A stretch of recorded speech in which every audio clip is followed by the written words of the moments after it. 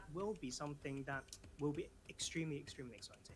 So how confident are you in saying that, Tarzan? Are you going to predict the team who's going to win this match then? I'll pick FaZe. I'll just pick FaZe. I Where's don't their know why, I just 2021 feel like it. I performances? feel it, and I'm going to stick with it. Okay, Max, real fast. I'm gonna go Well, with. they're I wanna see purposely ZooTay. hiding It's some Sandhawk of their and other they tend to do well, so let's performances go. in All right, let's head over 2021. to our commentators to take us into the match once again. It's Blur and Imperium. Yeah, they don't even have their performances 6 here. to 8. Interesting picks coming out from our desk here, Imperium. You have anything to add to that? Well, I'm a little bit surprised that none of them picked Genesis Dogma. Oh, here we because go. They opened this Super Weekend number 2 with a chicken dinner. Okay, Their best yeah, here we team- go. Their best map in the first Super Fifth place, was Sandhawk, second where they got place. an average of 11 points per game. So They got third in the finals, but they got 12th place in the league stage. riding high off the back of some Right. good performances today. I mean, a team that should hopefully be continuing their 15th. the high would be Enigma Galaxy, right? This is Fifth, just such and then a second. different team we're seeing. It's just And like, that it's makes it kind of so like exciting all 'cause over the place. The biggest reason why I don't have BTR circled is because they missed the very first Super Weekend, kind of fell off. right? So, Big time. But they are back, and certainly back with a bang. Beer 11. Oh. Tarzan's call. Throws a nade. That's a lovely pre-nade. It connects under Withdraw. Oh, that's so unfortunate. He wasn't able to take out his gun in time. The timing on that could not have been better. So yeah, gets the knock. Doesn't quite get the confirmed the confirmed kill. I'm forgetting how English. oh, TJB getting clapped. Marshall, ruthless in the face. Now Tang Jabao, man down in Cryptics, looking to just kind of pincer these up, rather separate the individuals and take the fights. But Lazy Boy, is he aware that there is someone just right outside? Manhunt trying his best. He had an opportunity to get the knock, but unfortunately now he is going to be hunted down by Senkai and Marshall. He's got teammates nearby to help him out. no, Senkai running one out. I'm not sure why he went for that play. Got a little too over-eager, trying to confirm the kill despite the knock that took place, and now there is a real chance of Tang Jabao to ruin Cryptix' day because Marshall is low and Senkai, he's down. Still an advantage in the favor of Cryptic. Oh my Lovely God. knock. A Lazy Boy with the double kill. Beautiful from Cryptic. TJB down bad. For a moment there, Imperium, it looked like it was TJB. a little scary for Cryptix. but TJB Lazy Boy's like, is- yeah, no, just slams the door right in the They're face. not good. I keep With that saying will it. lose a first, team. But Of TJB course is it's just Sandhawk, not you good, know, bro. losing, They're players just not early on good. is kind of surprising. Penumbra, I can't even. They're see just it not now. good. Insane start to this game. Just have to point this out. Some very weird splits, by the way. FaZe had a bit of a weird split between outside of boot camp and on the north and then to the east of boot camp. 4 rivals with an interesting split, and they're kind of getting caught out by getting an initial kill onto one of the FaZe players. Stoned is on his own. You can see Pamboru trying to avoid him, and so yeah, some interesting movements from the start of this game from a couple of teams. Stone does step up, gets a couple of shots off. Rico and Finney going for a very early rotation across the bridge. Yeah, and for those of you sharp-eyed viewers, if you had a chance to look at the map when it came up, the first circle, it is one of the ones where it's about 40%. TJB need a higher suck. I guess. I'd say about TJB even play the global version to practice. I'm sure they're practicing, but it's just for a first circle. TJB is just. Sandhawk, so I can totally understand why. I Sandhawk's doubted trying to TJB the entire year of PEL, rotates. and this is With why. esports, though, They're they just have been not kinda a quiet. good team. Vidan will be spotted. We can see 33Z immediately going prone the moment he hears his bullets getting rattled off. So, Strawwood Esports. While they I love are- how vocal ZooTay they is are about how trying he to feels Rico about Infinity, but TJB. 6 to 8, they're going to take advantage of that and try and just kind of pincer. I would the care different less concepts if, and, like, Strawwood Esports. they I'm weren't all in invited. favor of an early rotation, but one, you got to know where you want to go, and I only care so you got much to be 'cause they aware got that an invite Not only teams who already out of land China. the area you're going to, but 2 other teams that are most likely going to go for a bit of an earlier rotation. And Stalwart have pulled this off. The past, by the way, they pulled off that rotation. If it was from top boot 3 camp out of China across and the TJB border was onto not that Northwest invited, Island, and they were TC always would gonna be pull here it off quicker than instead Rico. of So as TJB. much Let as me I double check appreciate that. from Rico, again, just a lack of information from that one. And FaZe Tony K will get a shot onto Peak, and that's going to find him knocked to his knees. Tourniquet is aware. He is aware where the other teammates are. Yeah, Of course, top probably three Seth is gonna be pushing on him to 628 try Nova to and kill. TC. At 628, TJB they would are be not 4th gonna place look on overall while in Reconfidity PMGC to points. escape unscathed. Ristigo though, great work, looking to get the finish. I like the SK. attempt. I appreciate the attempt. And Yunnan from above. He finds the final member, SK Ton. The whole idea of just the walk invite through the was door and get a trade, stupid, moving on from in my all the way opinion, for above, China. able to take him down. And yeah, with that, we say goodbye to Rico Infinity and Tang Jiabao very early. As FaZe, they continue to harass other members. 4 rivals across this nice little channel of water. A few bullets getting put into their bodies. Let me But show they're you gonna be guys fine. real They're gonna quick. take cover. They're gonna patch themselves up. So let's reevaluate where BTR and TJB, FaZe 4th stand place in overall. terms They of literally overall just standing got for lucky in versus season Nova. 2. Like I said, Nova Won have season 8 2, points and per that's game it. from their first Super And then they got Weekend. 5th place in season BTR 3. currently That's have it. 30 points in their first And 2 they're games, they're an like, average of it's 10 no, points per like, game, and FaZe at 25, just which no. is an average of 8.3. So right now, currently, both teams are on. And I'm not hating TJB. I'm more so disagreeing with the organizers who decided that TJB should get an invite. Like Nova would be the team. It's not TJB's fault who that they're sat here. out the first Super Weekend will be targeted. They didn't ask for the invite. And rightfully so. But it's very obvious And I that think it's a the very good sign as well for organizers FaZe and for BTR that they got made a off the right mistake foot here. and Because just if they had a slow giving an day invite one, slot then the pressure would start to the mounting, right? team They're like, oh, that Christ, we won finally the second qualified, season. and here we are already struggling again. So it's really good sign for the Southeast Asian teams. And speaking of BTR, if there's one team that they would be happy to go up against, it would have to be Damwon Gaming.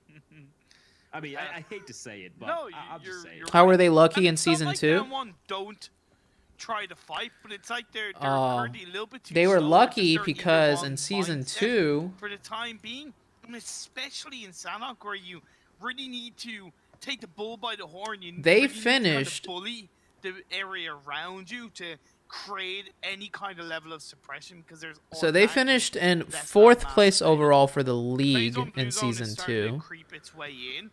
Teams that did land on the eastern And side of the map, recognizing that there's no real point in us rotating early, because you know we're already going to be coming across teams. If we leave it a little bit later, there's going to be a lot more. And space yeah, in they the got first mainlands, place. Team Secret, Genesis Dogma, But I think they DRS, just got a few lucky still zones, good zones. for I the didn't most part watch it. outside the circle. Cryptics following a little bit suit. Same with Nigma down on the southwest island.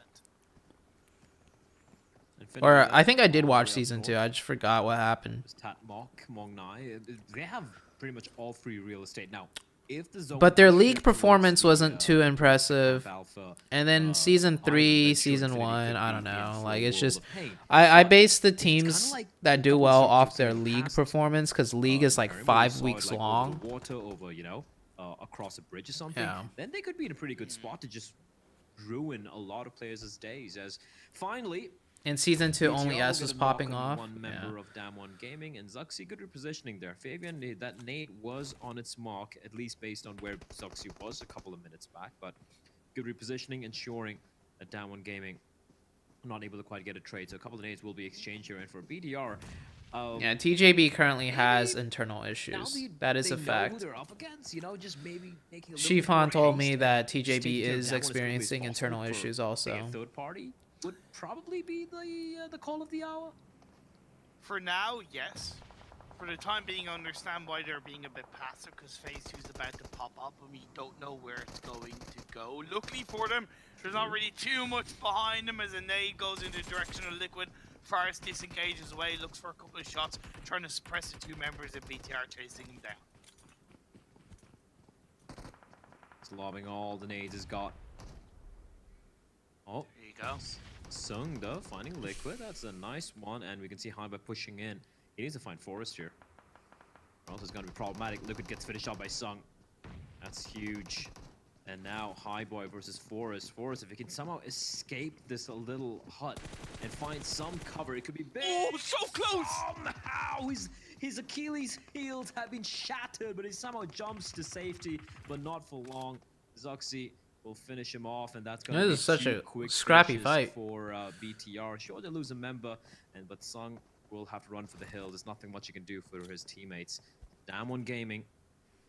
You keep one player alive, but that's about it, and just the 1 kill point. So BTR, yeah, they almost get a squad wipe, but they do suffer a casualty, which they probably wouldn't be too happy about. And looking, They at worked for it. That's why they won season 2. Crazy. In fact, I think everyone's gonna be. Yeah, they worked for it, but they also got lucky. If they were really a good team, why aren't they performing well here? Why did they not perform well season 3 and season 4 a solid percentage of PEL? Southwest Island in play. The likes of Stalwart, 6-2, well, actually no, 6-8 already land on that Northwest Island, but even to an extent 4 rivals, to an extent. They did well in season 2. I'm not saying they didn't do well. They did well. They got a little bit lucky in season 2. It eliminates the ability of getting any kind of real strong stranglehold. But that's literally on it. the mainland. It's just season 2. That's it. Pressure is being applied on Them the as a teams in the team, Northwest Island is they're obviously phase not 2. one of the top So Chinese really teams, wasn't and we could see the it best here. circle shift for a lot of We could these see out of all the Chinese teams, actually, the Chinese teams aren't as strong as they used to be at the global level. So far, anyways. We'll see what happens in the finals. Well, you know, I can come up with a couple more teams. Oh, there we go. I was waiting for Genesis Dogma to strike on a Team Secret. Booms, though, he needs careful. He will somehow. Yeah, only us. Somehow Imperium. He The stays players alive see the for the grenade time marker? being. That's No. not a good nade at all. Wait. I don't think so. And yeah, I don't know why Ryzen is benched for BTR. Throw a nade and run away. He's like, yep, run. And they will. Now, Jumper's crawling back to safety, so the smokes have been deployed. So Rez is very much. TC can't even win with that much luck with zones. Yeah, TC through. TC does really good, but then they throw and choke. Same with season 3 and season 4. Season 3, TC had a huge lead, and then they threw and choked. Season 4, they had a lot of good favorable circles, but then they choked and threw also. That you haven't won the team fight. Not confirming a kill doesn't automatically mean you're not going to win the team fight. Use the opportunity to reposition and apply more pressure, and that's a lovely knock. Global has just come up. People should stop finding excuses for Chinese playing bad. I agree. Yeah, so to answer any regards, why are Chinese teams doing bad? The number one reason is because they're just not as good as they used to be on the global level. The second reason is they're just not playing well. They could definitely play way better, but they're just not. Other teams have gotten a lot better than them. And Fredo, nade being cooked. They're both cooking the nades. It's who's gonna lob it first is the question, and it is gonna be. Wait, where did he die from? He died from the off angle by Sitar. It was Sitar on that off angle. He didn't have that much cover on the rock. It was a good attempt by Fredo. Ryzen isn't playing because he has given up and doesn't care as much anymore. How true is that? A very strong engagement from Genesis Dogma. I do think What are your sources? Made that classic mistake of when they suffered a knock, they kind of took too long to go for the revive. Yeah. So often we see that, not so much in the likes of the PMGC, but we see teams who suffer a knock and they automatically go for the revive. When you go for a revive automatically, you give the opposing team the classic opportunity, like Genesis Dogma took, of repositioning, blanketing around, and putting 3 times the pressure onto your team. At the moment when Genesis Dogma got the initial knock, there was no real pressure by Genesis Dogma onto Team Seeker. Team Seeker gave Genesis Dogma the time, the space, the movement to push in. Well, right now though, because of that, Genesis Dogma, 4 kills, all 4 alive, very comfortable. And if you saw the zone, Imperium, Told you, man. I told you. Everyone in Camp Alpha, near Camp Alpha and Hothin are going to be feeling the pressure now. What do they do? They don't have the pickup feature enabled in these games. You can't pick players up that are knocked. Good. It's going to be incredibly difficult for probably Stalwart more than anybody. 6-8 do need to be aware of 4 rivals. Happened Nova, they didn't qualify. They played terribly. But yeah, for MS Trambori and 6-8, it's very dicey for them. Infinity wrapping around, making it to boot camp. Honestly, I think boot camp is a good position to go to in this phase 3. Risky to commit yourself to such a big city early on in the game, but I definitely understand with how these circles have been shifting why they would go there. Yeah, we actually saw DRS in boot camp as a second circle pop, and then maybe they were thinking the same. They had the same thoughts as you did. They have evacuated the premises, and they're going to be heading up a little bit towards the north, right, playing towards the water. They have Paris Resort and MS Chonburi. This is a position which could be great for them, if not the fact that it is in the blue. And Jasper, he sees, he smokes. He knows there's someone there. Does that someone being the final surviving member of Damn One Gaming? And I like the fact that MS Chonburi are not pushing too quickly to get into the circle down the mountainside, because you saw the circle can shift back up towards the northwest island. Top of the mountain that we saw Damn One Gaming themselves. Is it confirmed globals and FPP? I have no idea. As you get No idea if it's going to be FPP or TPP. For the time being, Reject from the near trifecta buildings getting a bit of pressure on the BTR. They also have to deal with now Nigma Galaxy pushing in from the side of the circle. As phase 4 pops up, and it does seem like it shrinks down towards that southwest island. Reject are in hot property, but they have to control it, Blair. And 4 rivals in the water. They're like, oh, well, back again we go. Back again we go. And now we got some STE on STE action. My favorite type of action. And, 33Z. You got to move there, bud. You just got standing out in the open. Takes a bullet in the buttocks, but he will be... So easy is Shanzu. And Strawberry Spot's not... Where is Action? Where do I spot him on the... Oh, he's quite far away. Yeah, they need to cross the road, and I don't think they're going to be fancying it, considering STE so very close by. But DRS, they need to play this coastline position as a team, because they have the opportunity to third party onto 628 without getting really heavily pushed by the Infinity FaZe Clan. They come in, they get a knock onto 628. Daoshi is down on his knees. Tony K, he just got a double knock there. Of course, Reject from across, able to spot him out and able to get a reply. So a little bit of respite coming in for 628, but 2 members are down.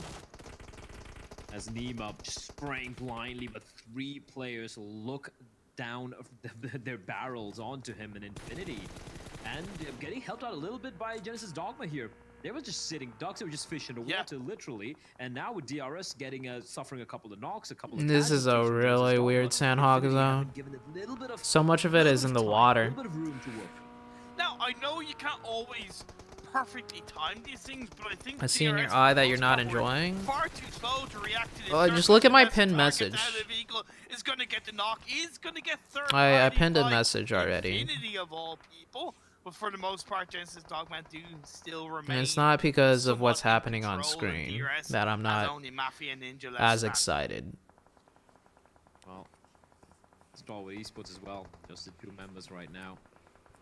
Top and Scry having to go against MS Chonburi. We're going to have that little watchtower to work with. Jasper's going to patch himself. If you're feeling bored, I'm not bored, okay? And meantime, you got to remember, Infinity, even though we saw 2 members inside of the water, they were playing a 2-2 split, right? So the other 2 members, the cavalry, so to speak, have arrived. So Infinity, even though it was looking a little messy for them, great shot from Scry to find Jasper, but NC2 replies back, and they know there's 1 member remaining for Stalwart Esports, and they're looking to make quick work of him as 4 rivals now Ooh, next circle goes right on top of Rejects. FaZe having a good angle on them. Stalwart Esports finally will be eliminated, and they've had a quiet day thus far. Imperium, you have to say it. 4 games, how many points? Like 5, 6 points? Yeah, roughly around that. It definitely has been a quiet day, but hey, look, there's still 2 more games to go, one after this one. We'll see if they can turn things around and end the day on a bit of a high note. The circle does shift up north. Down 1, they get taken out. But actually, no, Sasung is still alive. My apologies, Sasung is still alive. BTR, yeah, I know, right? BTR traversing across the water on towards that southwest island, up and towards the northwest. They should be able to. Man, this guy's got 27 first aids. Down 1 Gaming, MS Chonburi. I said 2 circles ago, it made sense that they were. Love you, ZooTay from Japan. Thank you. And it's favored them in the last 2 circle shifts. Yeah, facing such a good spot though, but across the water, it's going to be Infinity. I think Chinese split strats works better when other teams are also playing more split and in FPP. to safety. I think playing split in TPP should be easier than an FPP. Impossible for a Genesis Dog. Well, but they do have 6 kills. They're going to be happy with it, as FaZe are going to be I don't know. wrecked by Infinity. But now, Cryptics trying to take down... I think the biggest struggle for these Chinese teams is that because everybody else is playing more closer together, that means when they're playing split, when they do get pushed by a team, it's being pushed by multiple different teams that are more grouped together. Last member of Infinity, well, Logan's still alive, but releasing I think that's one of the bigger struggles for these Chinese teams to adapt to. Whereas in the China region, because everybody plays split, when you are pushed, you're being pushed by like maybe 1 or 2 players from a different team, from maybe both sides, and then you could space out a little bit better because of that and push that team away. But when you're being pushed in the global tournaments with more of these global teams that stick closer together, This is a good position unless Cryptics you're getting pushed by like a 3-man team or a 4-man team while being split. So it's just harder to adapt. A really hard place to control. Having one down on the low ground, I think, is the best of a tricky situation for them. They got to hope that Cryptic Stone kind of angled. Also, I'm noticing in PMGC East, more teams utilize the med strat strategy on Sandhawk compared to PMGC West. Cryptics at 3 alive, a couple of minutes back. Oh, the timing from Ponzai. Sarah peeks around the corner. Sarah will be knocked out, and Reject, they have been blessed by the zone seemingly forever, but now feeling the curse of the bullets from MS Chonburi, who are the only team who seemingly can kind of force them out from that particular compound. Because BTR, they're content just lying out in the open. We look at the next circle shift, and it is going to be favoring MS Chonburi. So yeah, they don't need to flush them out anymore. Reject have to step out of their comfort zone. Technically, it goes towards them, but I would argue it puts them under a little bit more risk because there's focus from 2 angles. It's a classic kind of 3-way dance. Yes, the last player down one is behind him. He could come into a little bit of a mix, but overall, Reject, MSC, and BTR is between those 3. See, up. It's gonna be 2 tunnel vision. He's actually gonna spot Highway, and now he's away. He should know that BTR are in that particular direction. Roth will finally fall, running out of heals, leaving it down to the final 5. Make that, well, it could very quickly be a final 4 here. MSC, they continue to pincer onto Reject, but now they have to battle like on 2 fronts. BTR making the presence felt, and they're gonna get a knock here. Onzai also getting taken down by Zoxy from on top, finds a double, and MSC throwing. Vision, and they're getting punished for it. 1 member left standing. Oh, good nade. 1v1v1. He finds Zoxy, but look at Sung. He's sneaking. He hasn't made a noise yet, and no one knows where he is. For the time being, it's a 1v1v1. Zasper versus Luxy versus Sung, and Sung could just steal this one away from everyone. This could be the great robbery. BTR, he's not going for the revive. Looks, he wants to push in. He's gonna play a fool. Sasong is standing tall. He's waiting in the grass, looking for the opportunity to strike. Oh, he's just lying. This guy should move up a little bit closer. It could be chicken dinner. He could just steal. Because if he wants a third party, he needs to be able to do it quick. The reses will take place. He should move up a little bit closer. There we go. Oh, we got a 3-way, a 3-split cam. Oh, lovely stuff. Reses has taken place. Now they need to heal each other, heal themselves rather. But a nade getting lobbed and completely ruined their way. And Sasong, he's finally made a move. He's finally going to be coming in from behind. The question is he going to still wait for MSC to go up against BTR and eliminate each other?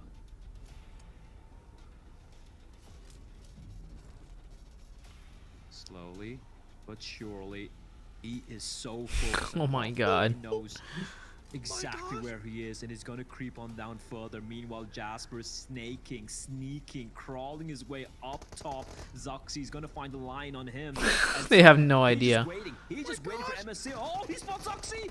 Oh, he's just waiting for them to eliminate each other, and he's finally gonna strike the moment. Zoxy gets a knock. Zoxy's found it. They finished the fight? It is all on Sung. Oh my god. From the grass, and Sung steals the chicken dinner away from everyone. He had no business doing it. But oh my god. That That was a miracle in Sandhawk. What a steal by Damwon Gaming. Right there. Torn from the ashes. The last player, Damwon Gaming, strikes like a cobra in the jungle. The final moments. Waits. Disciplined. What a win, dude. Very end. That was sick. Never seen anything like it before. Realistically, like we've seen it happen in the blue from Team Secret onto Blue Bees last year in the PMGC, but that was so crisp. And yes, say what you want, but that is the beauty of Sandhawk, right? The solo player, the snake play comes in. Beautiful game from BTR. Great push on the MS Chambori. But Son took the chicken dinner away. He just stole it. Like, that's daylight robbery. Yeah. Like, daylight robbery coming in from Song. And I gotta say, like... Do you think Vikendi was a better competitive map than Sandhawk? They're a very passive team. I know a lot of players in that position. I think in terms of competitiveness, Vikendi is better. He was patient, he was passive, and at the very end, but when he had to for viewers watching and for the casters, Sandhawk is better and easier to watch. Because Vikendi is like very, very, very slow in circles like 1 through 4. And then it just gets too crazy in the end game. Whereas Sandhawk, you get a better balance of the action throughout the match. But Sandhawk is not as competitive in the sense that, you know, it's more determined by circle RNG on how well your team does than, you know, skill level of a team. Well, I'm enjoying Damwon Gaming winning something. That was incredible. I'm still trying to gather my jaw from that. Jason, take it away. That was incredible. There we go. Jaw has been brought back. I don't know what I was doing now. I was trying to be funny. It didn't work out. But what a play. Speaking of working out, Sung, how does that work for him? Just patiently waiting, as you're saying, guys. We need to have a popcorn emoji to just sit here and have him pop. Zuxy gonna smash his phone now? That was a good game for BTR. Like, it was a good game. That's not. I don't think he would smash his phone from that. Definitely a little upset for sure, but YouTube for seconds, like, wait, I'm actually playing. Well, actually, I can start shooting people. I can actually get a win here. So you got involved at the end. It was so clutch, Tarzan. We were on the edge of our seats, thinking, wait, no one knows that he's there. No one is literally looking in their position. Everyone is focused on MS Chonburi. And because of that, he could just sneak in the perfect angle, wait for the fight to break out between BTR and also MSC, and just snatch it away. And I think even BTR, from how they were playing, they thought there was a heal off at the end, but they didn't know. He was actually in a circle, and he just snatched it away. You know what? Like, the level of patience that Mensch has shown is incredible. You think about the just get all the PUBG players right there, PUBG Mobile players, 99.9% will have shot something before that point. Now, he waited, using the ridgeline to crawl as well, and he's only shot half of his last magazine to take the win. He did not play that to survive or take another kill or two. He played that to win. That is insane, the amount of patience and control. Got a little bit lucky too, because I believe like the last two players kind of lined up for him as well, so it was really easy to just knock them both down instead of having to go from like the left side of the screen to the other side. But we can see here our Super Weekend rankings just from this Super Weekend. This does not include the first week, so no, Genesis Dogma not currently in first place overall, but Bigatron 50 points on the day. Where has this team been? Where has Zuxy been? We saw him as the MVP now 2 matches in a row. Well, not in a row, but 2 matches in today. Well, to answer that, they were not in the first Super Weekend, but they're able to make up for it. So this is the type of playstyle we wanted to see from BTR, to try and get a little bit more to the late game, feel a little bit more confident, which we are seeing. So I'm definitely happy to see that happening right now. But Jason, Dong Jiao Bao, I mean... Max, in your opinion, since Cars is not here, do you think Dong Jiao Bao are a 16th place team? No, Jason, I do not think Zhongjabao are a 16th place team, but they are not showing great results, unfortunately, today, which is really odd because they're still going for these big splits and they keep losing players one by one, and then they're losing their opportunity to get to the late game and to potentially get a win super early on in the game. And if you don't adjust that at any time soon, I mean, they might be one of the few teams to actually have a chance of getting kicked out of that top 16 for the league finals. So Dong Jiao Bao, we need to see some big changes because it's just been the same thing over and over and over again, and teams, unfortunately, as we saw, are learning, are improving, and it's just TC's dominating Huya Cup TPP. Yeah, not really seeming to be too much of a threat in the lobby for the other teams out there. But you know what? There's still, well, the rest of today. That was obviously 2 more days to come up in this Super Weekend, and another Super Weekend to come if TJB can qualify yet I forgot again. who either Before Zuxi we or do head to a Luxley break, though, as you literally. see, our next match is coming up. Oh, it's Luxy that smashes his phone, not Zuxi. Okay. Voting going on at the moment. You can vote for favorite teams and players within the Esports Center. And also, while you're in the Esports Center, there's not only one way you can win prizes. You can win 2 So ways. it's Luxy that You have smashes 2 his ways of phone. giving permanent items. You can do it through the fan favorite vote, but also you can do it through the treasure box where you guys are watching the Esports Center. I'm taking care of some messages right now on my phone, so if I'm not talking, and that's Well, I why. guess I technically could do that myself if I go watch. And also, we also have a community tournament, the PMGC community tournament with Game TV. It's open to everyone out there. Yeah, even you, Max. No, not to you, because well, I don't want everyone to see what we saw at PMCO with you. Well, not even get into PMCO. Shinichi, why do you keep asking me to rate girls? I think Shinichi, you're just a little bit extra down bad, So like bro. you mentioned before, we got Aaron Go coming up next as the final match, and honestly, I'm really happy to see how things have played out today. I am really happy to see that FaZe Okay, so we're gonna stick with 6 teams for now. I didn't want to see the continuation On of my them just predictions, barely getting by. I'll have 9 picked out by the end of this week. Let's look at PMGC West. These are 2 teams I would say that.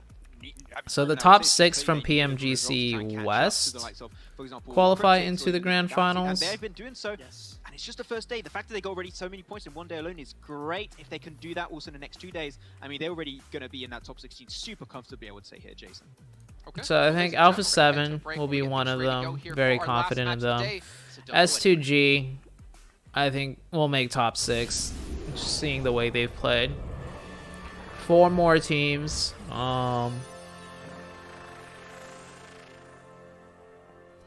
I think the Knights are pretty consistent.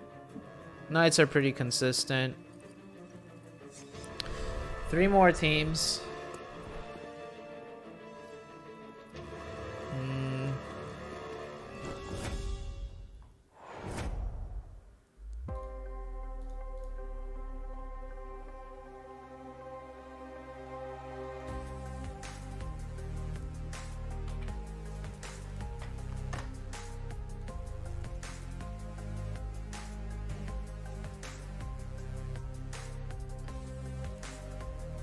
So 1, 2, 3.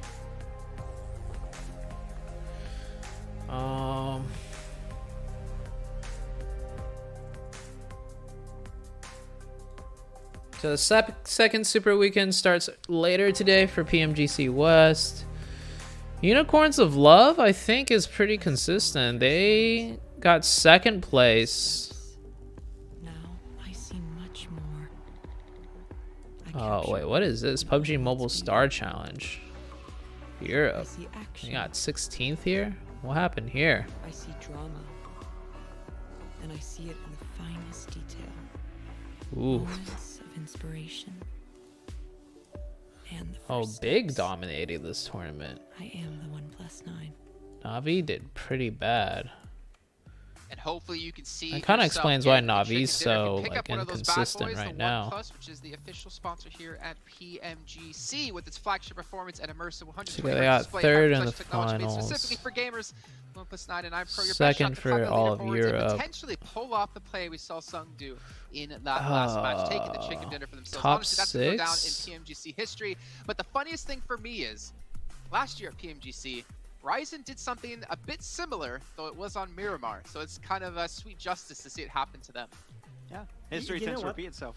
Oh, sorry. Max, we want to talk about Ryzen because I almost forgotten about this very key point. We've talked about changes, you know, the past week. I would put Unicorns of Love, I guess. So those 4 for now. The other 2, I'm not as sure. Makes me feel a little bit worried for them. Is what you said, right, Max? You said, I can't imagine watching BTR without succeeding. Yeah, so these are my current predictions And they are doing fine. for global finals. Sometimes you've got to have those big changes to make things stick, potentially. And I really like, actually, how Liquid has been serving as the main scout for the team throughout today, especially that first game rank. I was very impressed with how BTR approached it. So, I mean, if it works out, you guys get Navi's playing so inconsistent right now. I wouldn't pick Navi yet. brought by those two players in particular. Maybe after this Super Weekend, we'll see how Navi does. So much was seen for BTR the whole throughout the years now, but things change, and sometimes you just got to go with those massive changes, and if it works out, then you got to keep on going with it. I'm waiting to see the Terminator come back into these lobbies. It's been coin. It's been Yes, East has 9, West has 6, and India has 1. It's top 6 for West, top 9 for East, and India has 1 invite. How was your experience in Malaysia? I loved Malaysia. Are you doing ghosts like that? Damn. To not say Nigma Galaxy here, Jason. Sure, it was that Miramar game where I think there was a little bit of hesitancy. And all right, Ghost. I think. Still got himself a 3rd place. Here after that, they got himself in. I think Ghost would also make it. Yeah, I would circle Ghost. Has had a drastic change in their mentality. Should I circle Ghost? Sure they were not that. No, I'm not gonna circle Ghost yet. Ghost Gaming didn't even qualify into PMPL Americas. Okay, like that's the one big reason why I'm not too sure about Ghost. Which I think is a great change from Nigma Galaxy, and if they can build some consistency around that, I think that they can make sure they can. So Ghost Gaming, look.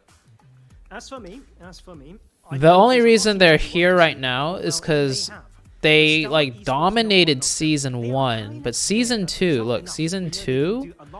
And so when we look forward as well, they got 11th place. Quite interesting because we know on the southern island we've got. Okay, let's look at North America season 1, North America season 2. So season 1, I think they dominated season 1 because a lot of North American teams were not that good yet, right? Around that cross, so that is something that I'm going to be looking out for.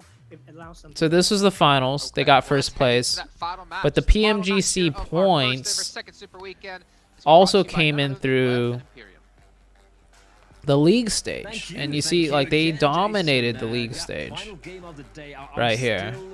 603 points. The second highest was Nova, 100 points less. And then they did okay season 2, but this is the thing, season 2 for Ghost Gaming. Police were extremely helpful in me getting it back. I got it back. I think I should recruit them. Season 2, they got 11th try and place. Investigate the robbery that we saw in the last game. Insane, absolutely insane. Beautiful, glorious, Yeah, this isn't it. defining. You take it, but man, what a robbery! What a robbery! I mean, you could also call. Okay, Ghost Gaming, 11th place here. Yeah, that's also a fair point. Ghost Gaming. To bring on board. Looking at You see? numbers, they're Because of this, they didn't qualify for the Americas, but they didn't need to, because they had so much PMGC points. They got invited to the current stage we're playing at. But this is just, it's a huge question mark for me, right? That they did this bad. So they're not super consistent, is my point. So I wouldn't circle Ghost Gaming yet. I want to see how they do in week 2. Week 1 they did pretty well. They seem to be back in form like Ghost Gaming. But let's see how they do in week number 2. And then I'll decide if I circle them or not. For me right now, I think they're Oh, military zone. They need to step it up. Okay, all right, Imperium. You're feeling a little feisty today, clearly. Speaking of feisty, that zone is. Yeah, Navi did win European Championships, but they're so inconsistent so far. This entirety of, I think, PMGC so far, they just don't look like the Navi that. I'm not John, but I'm just gonna try. They look like they're playing at like 30% of the Navi we're expecting. If they were playing at like 60%, 70%, maybe even, yeah, like 60%. I would still feel confident in Navi. It's just like, you know, they're taking a little bit to warm up, blah, blah, blah. You know, but they're currently playing at like 30% of how good I feel like Navi should be playing. So that's like a huge red flag. Stalwart, but this is only the first 3 minutes, so I understand why they wouldn't be ready for a fight. Oh, he got him with an Uzi. Gets a lovely shot, knocks down Pop. Pop is down, is gonna drop down as well, trying not to get eliminated, but yeah. Which team is the most consistent for you? Yes, there we go, shot. Oh. 1 HP, 1 HP. With a Tommy gun too. Oh my But god. Nemo will hunt him down. It's all drive-bys, it's all very early skirmishes breaking out here. Some teams are looking to the most consistent right now in the tournament, like PMGC, it would just be based off PMGC results. Okay. But action out in the open, he gets knocked down. Pika with a quick reply onto Booms, and Sataris, he is getting the hell out of there. 2 knocks taking place on a Genesis Dogma. Why? I guess they weren't expecting Stalwart to come out of Nova. Come on! You're 3.5 minutes in. They probably would have in some way heard the shots that Genesis Dogma put onto MS Chambori. You know, Wow, you these take military. the kill, These are faster rotations than PMGC West, I think. When the military zone happens, I think this is faster than PMGC West rotations. Towards Nova or going towards a radio tower, a little bit needless from Genesis Dogma. Call it whatever you want, but a big mistake off the back of what has been overall a fairly strong day for Genesis Dogma. Yeah, I feel like they were only seeing red because you can see them very tunnel vision or chasing hunting down Miss John Buri, right? So they were only seeing red. They got tunnel visioned, and unfortunately, you know, sometimes it happens. Sometimes you're so focused on getting the particular elimination. PGB can only win if only S is back. Getting those tasty Only S is like tired. You kind of forget that, you know, there's a bunch of Mongolians who like dropping nearby. You know, or a team who, yes, they've had a quiet day thus far. But How much has global meta changed? It's changed a lot. Walk into when they're going to be lying in wait when you're unprepared, right? So, true. The 2 surviving members of Genesis Dogma, though, they might be heading straight from the frying pan into the fire, because Infinity have spotted them out. I like how Infinity have themselves. Here's my take on the global meta right now, okay? So, the best meta or strategy is the aggressiveness and the way the Chinese teams play, but in a more controlled, smaller effect. So think last year PMGC, the way Zeus and 4AM played. They were aggressive, but it was more in smaller areas of the map.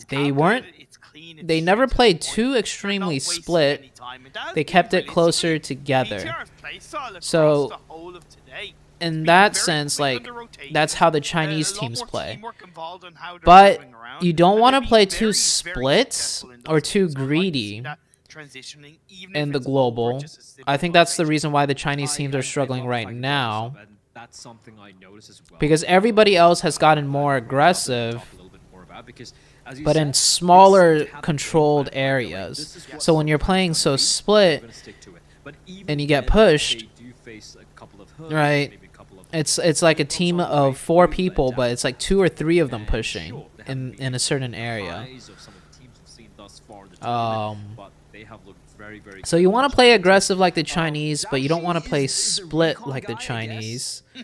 So it's kind of like how the top teams were doing last year. And then Nova was the champions of last year. But I think overall, teams have gotten better on the global level, where Nova can't get away with those rotations anymore and the splits that they played last year anymore. So I think that's the best strategy right now. Be able to take fights and play aggressive like the Chinese used to do, but play closer together and don't play as split. Putting their first moves competitively. Watch the global stage. Watch the bigger tournaments, because this does not happen enough in kind of, you know, PMCOs, PMPLs, where in the local if you leagues, see that kind of so, you know, very much. I think in PEL in China, so many teams started to play more split, and with it being FPP, they got used to a certain strategy, a certain meta that isn't really translating over to the global stage right now. Last year it worked because we saw last year many global teams were not aggressive, and they just played more together, and they weren't as good as pushing. So last year you could play aggressive on these teams, and you could play more split up on these teams, like the way Nova did, and it worked really well for them.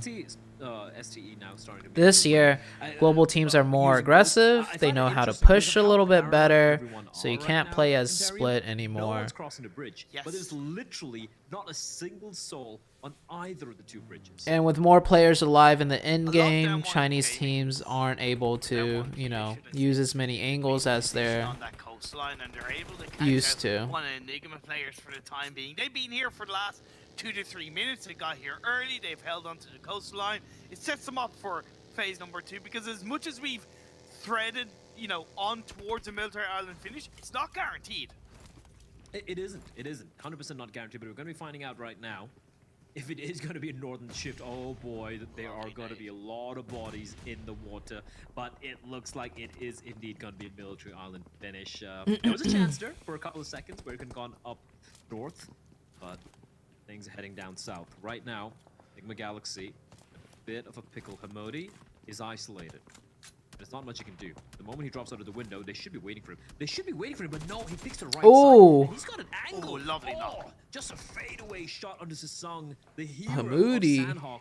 Now he's got to go up against the other two members. It's a 1v2. Uni and Forest. This is doable because look at the distance. His teammates are there to provide any covering fire. And here they come. Here comes the cavalry. There was a window of opportunity for Damwon to take down Hamodi. Oh, Damwon but Gaming now is with the cavalry choking. arriving, Enigma Galaxy, they've come alive. 2 knocks now, and Freak pushing in. I don't know why Damwon tried to leave in that car to begin with. And Damwon Gaming, they've let this one slip. It was perfect by Hamodi. Like, This is a absolutely completely different perfect Enigma Galaxy, by him, though. because he knew when he stepped out of the building, he had the support of his teammates. Now, Lord does knock himself down, but Juni's being This is a completely different Enigma Galaxy. So really well played by Enigma Galaxy. Perfectly turned This was a around in their 4v3 favor, and indeed, in Damwon definitely Gaming's favor. Damwon's fault, and it kind of sums up overall Damwon's playstyle of just being a little bit too passive, a little bit too slow to take advantage of an opportunity. Oh, and now they're at the bottom of the barrel looking at another early game finish if Enigma Galaxy can find Favy. They're 1 player alive. You know what that means? Another chicken. Oh my lord, I love how you shut me down. Come on, this isn't Sandhawk, man. This isn't Sandhawk. Listen, all I'm saying is there's a lot of water. There's some bridges. Anything could happen. I don't know. Okay. They got the res? Wow. Dude, Song just crawled his way.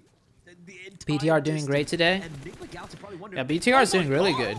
And there you go, baby. 50 points in 4 games. And now it's even Stevens. A 2 versus 2. Enigma Galaxy. A bit Oh. of a mistake there. They got a little The too pre-nade low. out of They STE, their pro classic, and you know, OTK very good comes Chinese charging in defense. and immediately gets put down on his knees. I think FaZe will end up losing this. They're used to that playing in the PL where teams are very able to push on forward to go for a crash. MR5 is now breached into the building. Lovely low ball molly by 33Z. Doesn't quite connect, but that's gonna You connect see them what one FaZe, way, the not problem down. with what FaZe MR5 did is is in the front line, but once again, fear they level is in pushed the with back 3 line. players and MR5 had 1 gets player knocked down, and cover. that's a third knock. I'm gonna make a YouTube video on this. This is the next YouTube video I'm for sure gonna making. The new meta on how to be aggressive. You push with 1 player, 628 doing a great job. and you have 3 players spread out in different back angles covering. Just brushing aside You don't push with 3 players and have 1 player cover. You push with 3 players and 1 player covers, it is so easy for the team that's playing defensive to get a grenade or know what to do, right? So we say goodbye to the South Koreans. Like, think about it.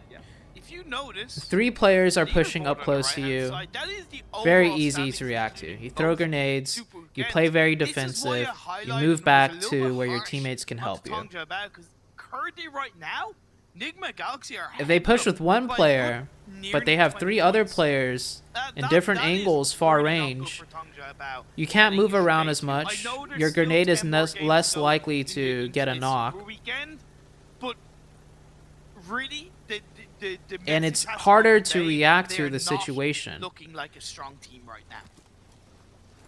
Because you can't push that one player either close range with your gun because he has 3 people covering him with 3 different angles. But yeah, I think that's a very good point to raise. This is definitely 100% going to be my next YouTube video because I have 2 examples of a team pushing with 1 player and it working very well, and just now we just see an example of a team pushing with 3 players. The Nova Bridge and got punished by Stalwart Esports for that. So these 2 members have been lying quiet, Satar and ISIL. Duello, little does he know, death is nearby. Death is nearby, death is above. And somehow... It works in both FPP and TPP. Okay. Chinese teams push with 1 player in FPP, but in TPP I've seen it be very successful to push with 1 player instead of 3. A little bit of order in play. Yeah, Rico Infinity DRS on the mainland part of that eastern bridge. It does open the door for the western bridge rotation, as you saw from the likes of 628, possibly Cryptics, and the last 2 players, Enigma Galaxy. However, I can see them clashing against each other. Reject did not get caught out by Genesis Dogma. They actually repositioned to do an arguably a much better compound, because I don't really like where Genesis Dogma are for a team to hold on to. I think it's a little bit too much of a pinch in this kind of circle, because you have the radio tower position which a team can counter you from. So I appreciate that from Reject on the reposition. Well, let's see if it does help them out later on. Team Secret. Is this the last game already? I love how much faster this is Novo, going.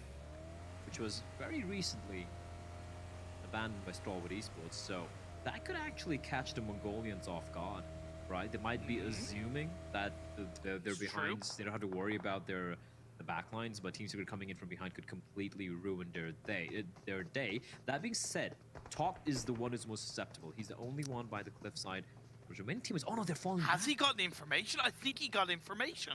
Yeah, because that has to coastline be it, position. Right? Yeah, a couple of angles of that coastline position does give information onto Nova, and I think it's Kid who's on the corner, and Scry comes in, gets a knock. I understand where your concerns were coming from, but that's great reaction from Starlight and great positioning to cover behind them. Yeah, I didn't even know Scry's position there, but yeah, I did top of Scry, spotted them, and they're like, oh, well, we're not going to fall for that one, Team Secret. And unfortunately for Secret right now, they have a decision to make. They push on ahead first. Yes, exactly. I'm referring to the A7 fight with Xset in week 1. That is exactly the video footage I'm going to be using as an example. To be in. And speaking of not being in a great position, 628, these 2 members here, Suyan and Yu Yang, going to be in this particular compound. And unfortunately, for them to cross on over and regroup with the teammates, they have to cross this kind of open hill. So yeah, they're going to utilize the vehicle, which is a smart ploy. And just AB Hassan, I'm just going to call you Hassan. Are you a regular viewer? This is why I really like Reject's reposition, Hassan, because on that circle shifting down southwest, good job to you for remembering that fight. Move out and go for a bit more of a controlling position. If you're a viewer of mine that paid attention to that day that I talked about that fight, Over MS Chonburi are in a bit of a pickle. Yeah, good job. Extra brownie points to you. Waiting in the wings, 4 rivals as well, gone further ahead, and HR takes a couple of shots off a lovely Yes. nade Okay. cooked up. That could connect on Good job. 2 of the 4 Good job, Hassan. rivals members. Oh, look at the amount of nades getting lobbed in by Tag Chiapao. Can I make an analysis on that situation now on live? Sure. I'll show you guys. I think I'm gonna make an actual YouTube video though, like a bit more edited instead of like just a live stream. I need to do that more. I've been uploading some videos of my live stream, which I don't think do as well. And this is even overall as a 3-person team for Tongja Abaz. Attacker pushes on. Pembor is the last player standing. Manhunt is being put under pressure by him. The blue zone is encapsulating. That's going to be a knock. Attacker is there, and that's why I said it's more of a 3-man push from Tongja Abaz, because Long Z took so long to join up. And now it's going to be the last player. Can't get a heal off, and I think that's the end of 4 rivals. Oh, that looks a little scary. Because if Remember gets the knock onto Attacker, there's nothing Longs can do. There's absolutely nothing he can do. So Tang Jiabao Best thing working for you as a coach for Indian team is that you are from Chinese origin but also speak English. The Chinese linkage brings an inherent assumption that you are well informed. Not just that, I already talked about it, but I qualified. So in the last, PUBG Mobile esports has been around for 4 years. This is year number 4. I qualified to the globals 3 years in a row on three completely different teams of different players of different skill levels. Out of those 3 different teams, all of my old teammates have not been able to qualify again to the globals, except for one other teammate of mine, which is Beowulf. Beowulf is regarded as the #1 IGL in North America. I'm literally the #2 IGL based on results. So I try to qualify for globals for 3 years in a row, and I qualified for globals 3 years in a row. Perfectly could have potentially found Divine or Sarah, but they're gonna enter the little house. And it was all mainly due to my strength as an IGL and my understanding of the game. Top right corner, and finally So that's why will have to make a move. I should be a well-qualified coach. They've been calling it home for the entirety of this game. So they're in a good spot here, because all these teams who will eventually have to head on down south. Can I do Chinese POV and translate it to English? Shifan's doing that. If you look up Shifan PUBGM on YouTube, he's currently watching this too, but he's watching the Chinese POV and he's translating. Move on to BTR, knock initially Ooh. Looks he's going to get taken down as well. Still the 2 other members. That's going to be a run over for UI. He's going to feel the brunt of Jasper. The IGL takes a couple of shots at UI. I like the hustle out of BTR. You need to res, Jasper. You need to res one of your teammates to the last man standing. Oh, third party. Oh, face is complete pandemonium. This is a really good zone ending. Everyone's taking shots at everyone, and Satar. Oh, he's still healing out in the open. Oh, I was just adding another advantage of Chinese origin. Yeah. I guess you could say that, yeah. Duel against Duello and Reiji. And Reiji, I don't think he's aware of the player right above him. Fidani could just strike and ruin their day. Duel is very low. I'm not so sure that the Chinese ties is as good anymore, because right now the Chinese teams are all struggling a lot. So it's hard to say, you know, if the Chinese are still the best in the world, and that I know the Chinese strategy very well. For sure, a lot of teams this year, though, studied the Chinese teams to get better, and now they're kind of adapting it to the TPP playstyle and the global playstyle. And it's obviously working a bit better than the Chinese teams have been playing. He gets the kill, though. He gets the kill. And now Zuxi, 1 versus Nice 3. try right there. Good and true, but unfortunately runs out of bullets, runs out of time, runs out of blood in his body. He will fall. And now we're down. Final 8. 8 teams, but only 19 alive. And Infinity, thus far. Oh, also, I'm probably not going to be doing a live analysis of what I was talking about the phase push and the difference between pushing with 1 player and pushing with 3 players, because this is the last game. I'm going to be ending my stream after this game. I will be making a YouTube video on it, By the though. way, as Beer 11 picks up the final elimination to Reject, MS Chambori at one point we're down to 1 player, and they have somewhat of a full squad, although Beer 11 picks up another one before he gets taken out. I'm actually doing a little bit of a clap of Beer 11. I know, right? What a legend, dude. Like, the guy survived was seemingly forever, and even getting a couple of kills to his name. So, FaZe will be eliminated. They do get 3 points, though. Now the final 6. Now the 14 players. Senkai out. Also, the fact whenever NA was short a player, you were the preferred substitute. Yeah. 6-8, not Stalwart. 6-8, the Chinese side could be the team. Best sub NA, right? But when I wasn't a sub, I also qualified to the globals myself with the players that I was on a team with. Everything is going their way, but 6-8. Infinity wins this. They should. Bit of a spread from 6 to 8. Unless STE does something crazy. STE and TJB both alive right now. The two Chinese teams making a little bit of a comeback. They were literally last. Both of them were 15th and 16th in terms of points coming into this game. So they needed this one. What about BGIS Watch Party? Still have not gotten permission, and I probably will not be able to get permission. In the end, they moved in from the west side, has held things down inside military base until now. Was it Max or was it Professor Tarzan that said Tang Jiabao is a 16th Max. team? Was it Max? Well, Max, how do you like that? Well, Caleris first, then Max. Fine, how do you all like them? Liquid over Horizon, was that worth the risk? I mean, BTR is doing good. Attacker and Longs. BTR is doing good today. Be arriving straight to the do. A Molotov taking so much damage as well. Crossing from Enigma Galaxy of all teams. Freak and Lord, you can never count them out. It looks like, and Longs. No way. It looks like his days are also looking numbered, and there you have it. Uzi with the nade, and we say we kiss goodbye. Long kiss goodnight. The Tang Jiabao. Final 3. 4v4 v2. The MENA team, the Chinese side, and a team from Southeast Asia. I love this finish right now. 6 to 8 have a 2-2 split, which is very strong. Holds a couple of angles onto the Infinity. Nigma have the walls of the military base to their advantage, also having a good angle onto Infinity.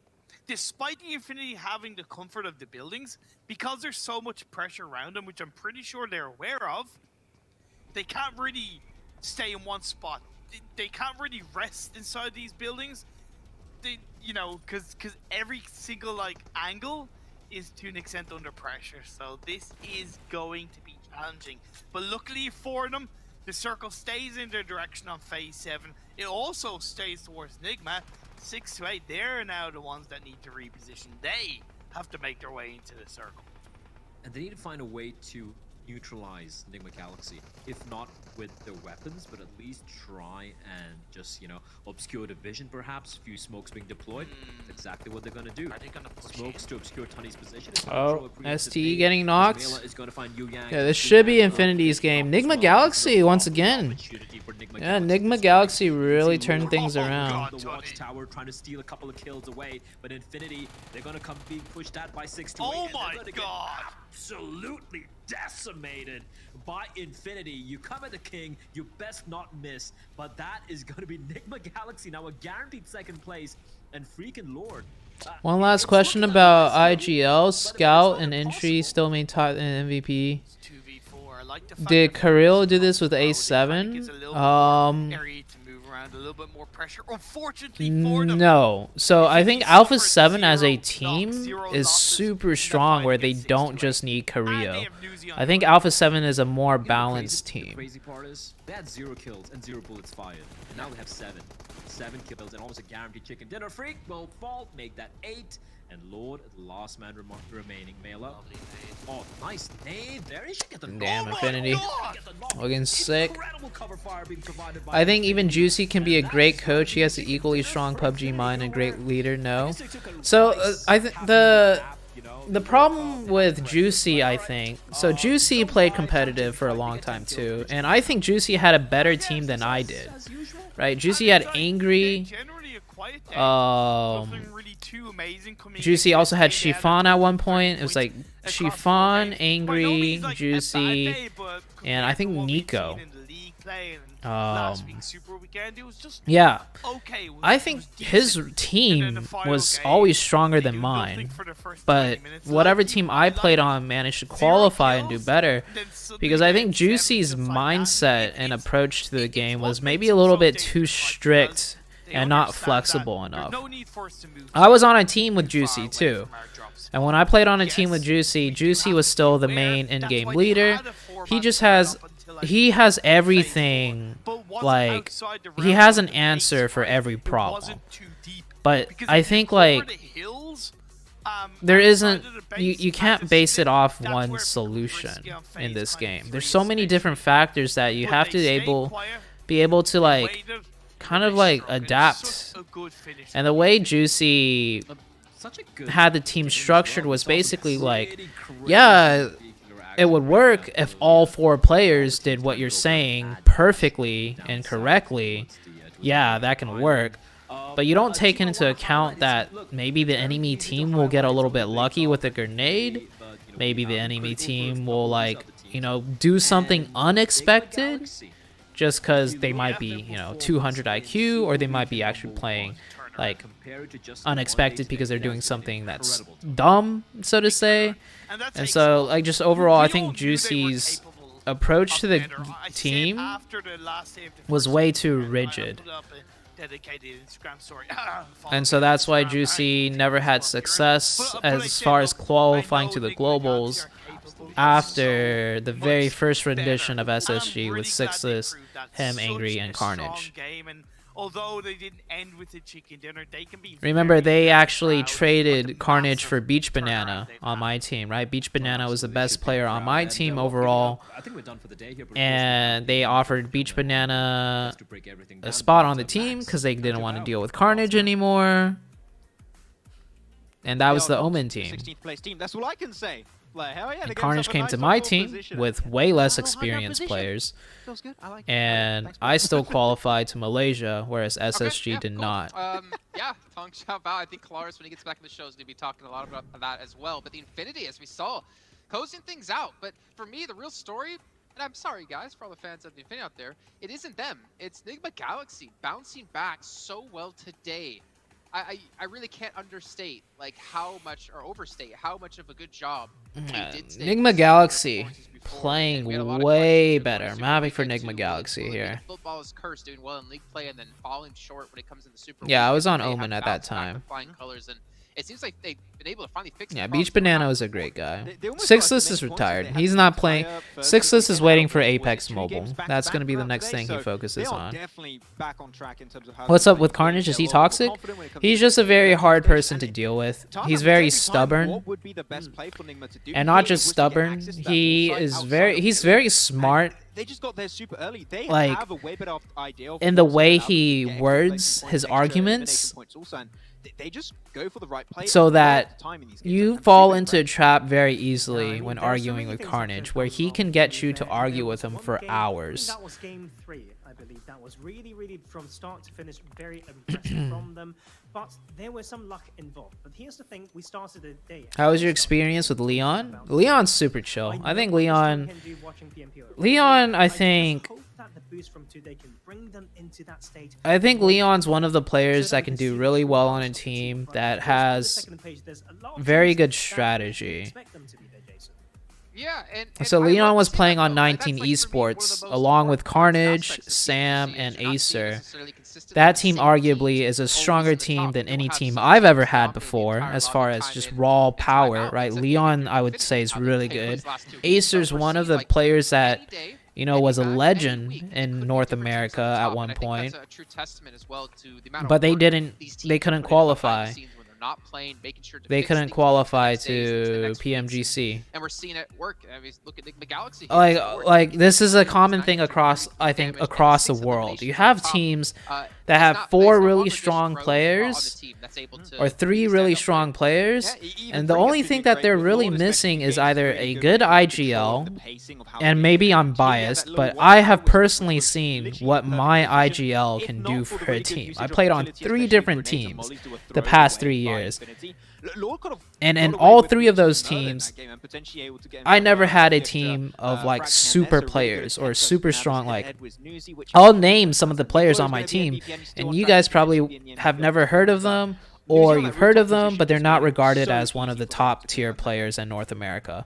But even with those 3 different teams, I've always made it to the globals through my IGLing. So I strongly believe across the world, there's a lot of these teams with a lot of potential, with 4 strong players, 3 strong players, but all they're missing is an IGL or a coach that can hopefully coach them into playing correctly. Like, it's very different for a coach to be able to do that versus me actually playing on a team and just directly letting the team know what to do in every situation in a game. Because coaching, you can only prepare so much, because every game is going to be different. You can't predict, or you can't teach every possible circle situation to a team. It's just not possible. There's too many different factors. So that's why I think the IGL is very important on a team, because they're able to adapt to every situation, even if they've never seen that situation happen before. But I'm not going to be playing on the team, so the most I could do as a coach is teach the IGL and teach the team to think in the way that I did back when I was competing, that allowed me to get to the globals every year. On to the second page throughout this first day, we're still not seeing. So back to the Leon question, I think Leon could be a great player on a team that has either a really good coach or a really good in-game leader. It's so hard to pin down. Would you prefer Leon as an IGL or as a fragger? I would put him as a fragger. But Leon's also a smart enough player to maybe IGL a little bit, because he was the IGL when I was playing with him on Wildcard in China, and he definitely wasn't bad. I would say he was like above average. But I'll just use 19 Esports as an example again, right? Like a team of 4 really strong players, Leon, Sam, Acer, Carnage. They couldn't qualify to PMGC West. How insane is that? Because what's more lacking is a coach or an IGL that could put the players in good positions to win matches and to qualify. Same with XSET right now for PMGC West. XSET is a team of, I would say, 3 very strong players that are regarded as the top tier players. Killswitch is one of them, who's one of my ex-teammates. J7, he's been around as long as I have, and he's always been considered one of the top players. Killswitch, J7, and Polo, aka Slicky, who was like once considered maybe a better MVP than Coops. And they have one player that's a bit newer, Jay. But they have missed 2 super weekends already. You can see from the stats, so I can't complain. I just can't wait to see what other cards they're going to pull, and that might be the magic from Satar. Well, you know, the magic from Satar, I love how you said that. It's still a great. What I think about Enigma Galaxy? I really want to bring him to one of my birthday I parties. think maybe today is the day we get to actually see their real potential. They played better today than they did all of last week, like the 3 matches in Super Weekend. I think Enigma Galaxy is finally kind of showing how well they are as a team. We'll see what happens the next 2 days. As well as the treasure box. You guys can watch in the Esports Center and on YouTube, and you get points accumulated that you can use. Yes, Polo is Slicky, for you guys that didn't know. Polo is Slicky. And at the very end, there is still a tournament going on, the community tournament for PMGC with Game TV. It's open to everyone out there, no matter what skill level. All you need to do is go register to play and get PMGC tokens and Google Play cards for yourself. So a lot for you guys to win. Obviously, a lot for all the teams and players to win. With 6. What's my opinion on Sixless IGLing? I think Sixless. A recap of the day. Well, Genesis Dogma, MSC Chonburi. I mean, damn. So if Sixless took the game more seriously, great to see, especially MSC and Chonburi, I haven't seen in a very long time, as well as Damwon. Yeah. You mentioned it many times. Didn't have as toxic as an environment. I think Sixless can be one of the best IGLs. I think Sixless IGLing is really good. I've watched him IGL in scrim matches, and he's very good at it, for sure. But we'll never know, because he just, kind of gave up on the game too early. And also from the side of MSC. So, yeah, if we can see even different teams getting themselves some wins throughout these next 2 days of Super Weekend, I would be so pumped, because it's good to see 3 wins not being given to the top teams. It's just Leon's considered the best IGL in Nepal before PMGC finals. Sure, I mean, you're seeing the Infinity having to work harder to get the better placings, or I guess the consistent places we saw last week. Before we do head off, though, today, Taurus, I'm going to give you a chance to give, I think Leon's better as a fragger. Highlights of the show today. I'm going to say I don't know. When Leon was IGLing, then again, he had to IGL with a completely new team, right? When I was playing with Leon in China, all of us never played together before, like the entire roster. So obviously, it's hard to IGL a team that just has not played with you before. So I can't really say too sure about how good Leon is IGL. I just know Leon as a player, like as a fragger, is super talented. I've seen him just like be pretty insane as a fragger. So I would rather him focus as a fragger and then have someone else more focused on the IGL role. And I think he probably... So 19 Esports, the thing they were missing the most was like a solid IGL, in my opinion. And so Leon definitely had his chance in 19 Esports to step up and help with calls, make suggestions. And 19 Esports still couldn't qualify to PMGC West. So yeah, in my opinion,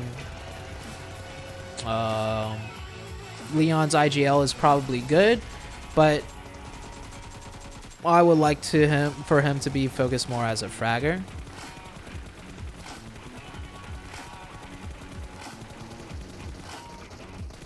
I'm not too familiar with NBA, so sorry, Pushkar. BGIS matches are live now. I can't. I don't have permission to watch it, at least not live. IGLs are always underappreciated. Yeah, that's because it's hard to tell, right? You can't look at numbers when it comes to an IGL. Like, it's way easier for the audience and the casters and even competitive players, I would say, that are involved in the game.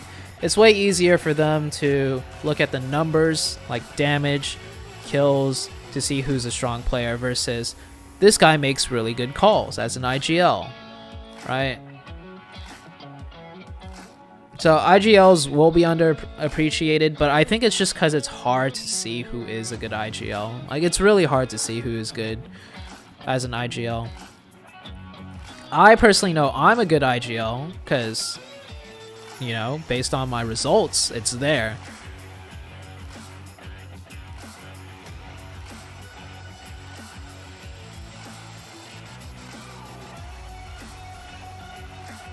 So what you say, you need to coach in any team with 4 gunners who don't have an ultra dominant IGL? No, I need a team with an IGL,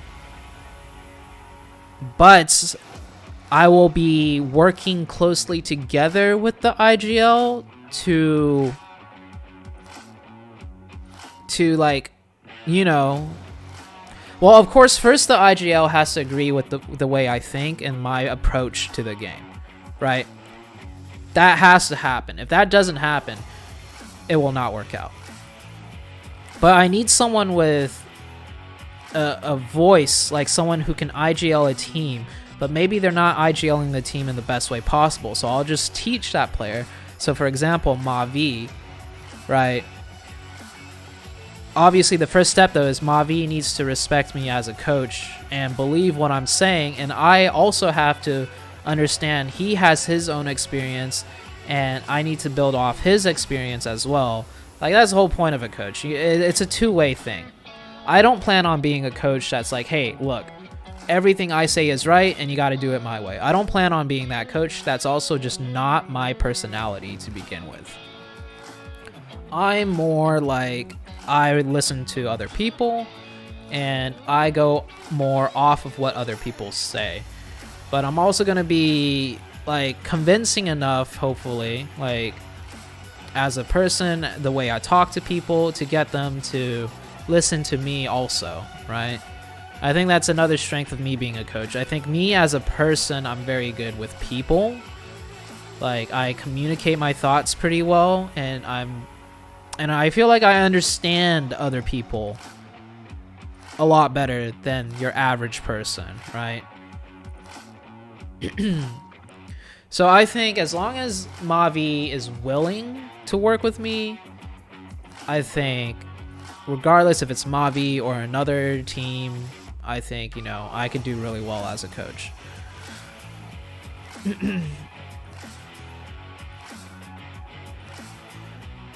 Is Mad Toy good? I think Mad Toy is good.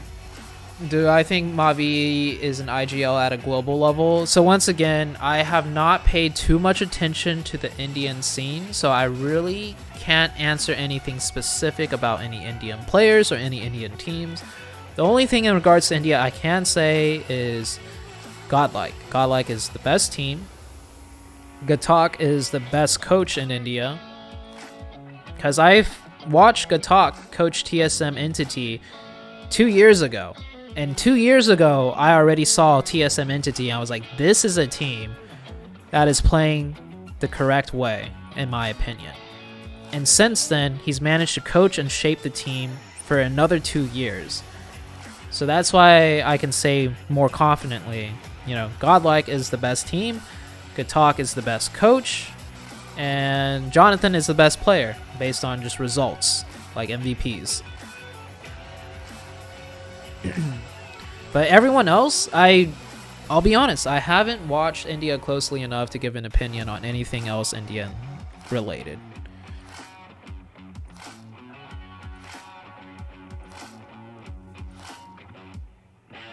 Do you think Microboy was underappreciated? Oh, for sure. For sure. Even for me, I think Microboy was not that good. But I didn't watch BTR super closely, right? I just saw BTR was doing pretty well, and Microboy's statistics was slacking really hard. I'm not gonna lie. I'm not surprised that they removed Microboy, but I think they undervalued Microboy a little bit for sure. But BTR is here, and Microboy isn't, so BTR kind of knows what they're doing. Orange Rock is the team for you. Mavi's rotations are lit. He's the best in India. Mavi and Scout don't have good pass coaches. Yeah, so I've been warned a lot. Like, don't coach Scout's team. Scout and Mavi do not work well with coaches. I don't know the details, but I've heard that they go against their coach and they I don't know, it gets really toxic or something. I don't know who's coached in India, but there probably isn't that many qualified coaches. I'll be honest. I still think a coach has to be someone that has player experience and has proven results. Now, I believe that more for PUBG Mobile right now, but in later years, as this game is out longer, you don't necessarily need player experience to be a good coach. For example, let's look at basketball or cricket or whatever, right? I think a lot of top coaches in different sports don't necessarily have to be, you know, a top player that played that sport. They just have to understand the sport at a high level and understand people at a high level. But right now, since the game's so young, it is pretty crucial to have hands-on experience with the game to be a really good coach. Like Atak, he's a player and a coach.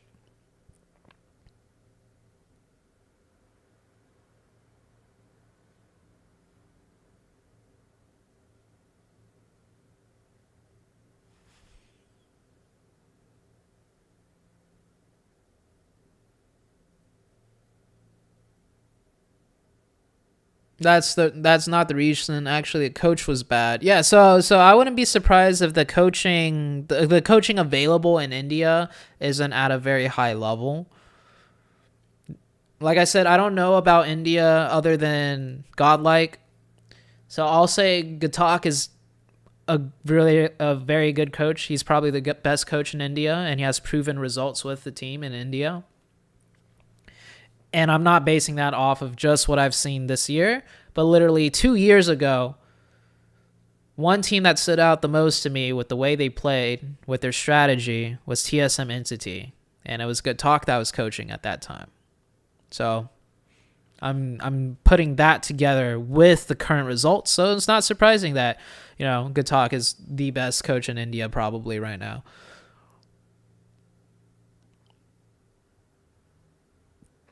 Coach was one-sided and listened to the players. Okay, I'm sure it goes both ways. Maybe Scout and Mavi are a little toxic. Maybe the coach isn't as experienced and might not know as much as he thinks. I don't know. But I am confident that no matter what team I coach, me as a person with my experience in the game, I already said, qualified to globals 3 times with 3 different teams, with not 3 super strong teams, but always did well enough through my IGL and that I qualified every single time. So I have the experience and the game knowledge and the understanding. Number 2, I think I'm pretty good with my words. I think I could communicate to people pretty effectively, right? I'm not like a stubborn person, so some coaches might be stubborn and the way they say things might not, get understood, but I think I'm good with my words. Number 3, I work pretty well with other people. Like, my toughest teammate was Carnage, but even then I managed to get enough of a team going together with Carnage that we all made it together to the globals, right? So I think my people skills are also pretty good, that even if Scout or Mavi is a little bit more on the toxic side, whatever you guys are saying, I've never worked with them or talked to them. Good talk. Okay, got it. Like, I'm pretty confident that if anyone can work with those players, it would be me. So I'm not too worried about, like, I'm very, very heavily confident in my abilities to coach a team. All I need is 4 players that are above average at the game. I don't even need 4 super strong players. If I had 4 super strong players, that would make my coaching so much easier. But I would almost prefer coaching a team of just 4 strong players and bringing them to that next level. So then I could feel like, I had an impact. If I go ahead and coach a team that's already number 1 in the world, if they stay number 1, it's because they were already number 1 in the world, right? Good talk was the IGL when he got number 5 in Malaysia, and he said he was the weak player in that team that time, or his team could have gotten top 3 that time. Wow, that's major respect to Good Talk for owning up to that and saying that. I feel the same way. I was always a really good IGL to get my team to the globals, but me as a player, I was not strong enough to perform well in the globals. Along with the team too, though. I think I never had a super strong team in the globals either. But I myself was not a global level fragger. But my IGL was always good enough to get there. Just didn't have a good enough team to back that up. And I myself was not good enough as a player to carry the team. What if you were paid a decent amount and given good exposure by Scout? I mean, that's what I'm looking for. I'm looking for pay and exposure. A combination of the two. Based on whatever team I join. Yeah, my teams have always finished very low in the globals. Because the players on my team were not super strong star players. I already went over this earlier, but if you look at my team with Omen and my team with Execute, I never had a team of players that are considered the top tier players in North America, right? So that's one reason. And then number 2, me personally as a player, I definitely lack in the mechanical skills.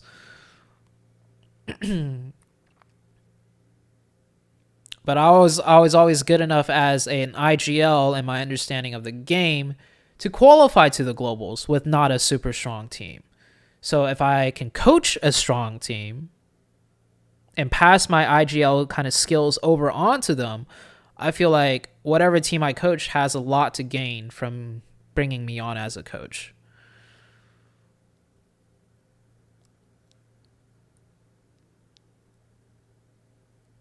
Yes, I know TSM Entity is now godlike.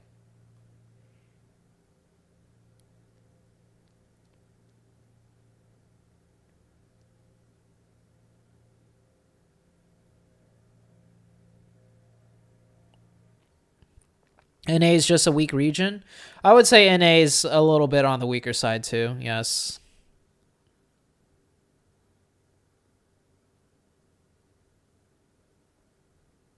Do I see potential in Team X-Spark as far as you know about the players?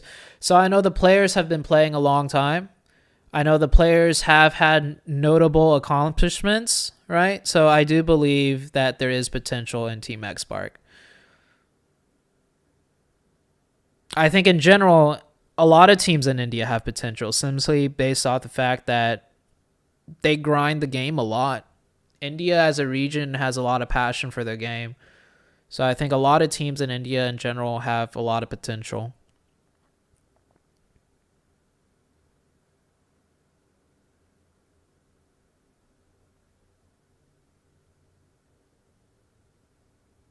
Scout was accused of hitting coaches.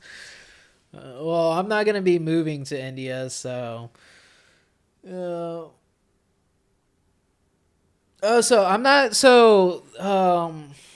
it's just with the way PMGC is right now, or PMGC West, at least. I don't know about East, but there's multiple analysts and multiple casters, so not all casters or analysts work every day. I wish I got to work every day because then that's more money, but unfortunately that's not the case. So I'm just not scheduled for today, and I also wasn't scheduled for Tuesday. So some days I will not be on the show. But you know what you guys could do? When you guys are watching PMGC West, if every one of you guys spam, where is ZooTay? We want ZooTay. Maybe they'll put me on more often in the future. So yeah, no, I'm not going to be on PMGC West today. Yeah, not today. I'm not on the analyst today. Will I do watch party? I don't think I'm allowed to do watch party for PMGC West because I'm literally a part of the West show. Like, yeah, today I'm not doing it, but I don't think I'm allowed to viewer party a show that I'm actually doing.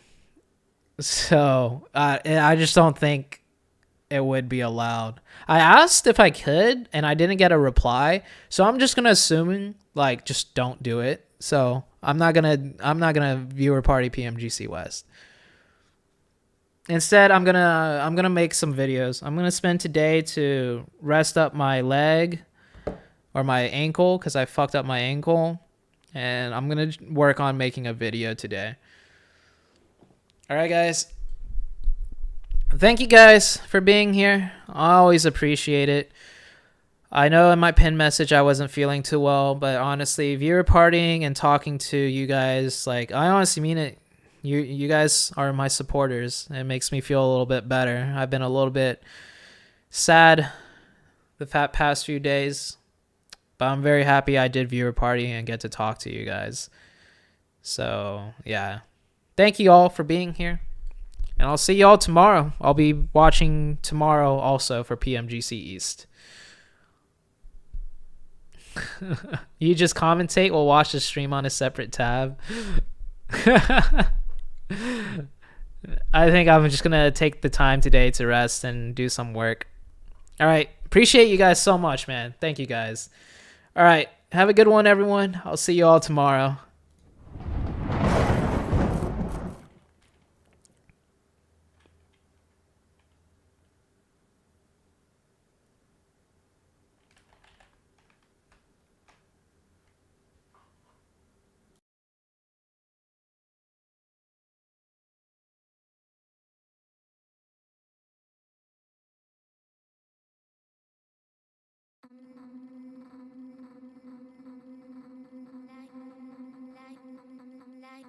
Lying wide awake, I can't sleep tonight.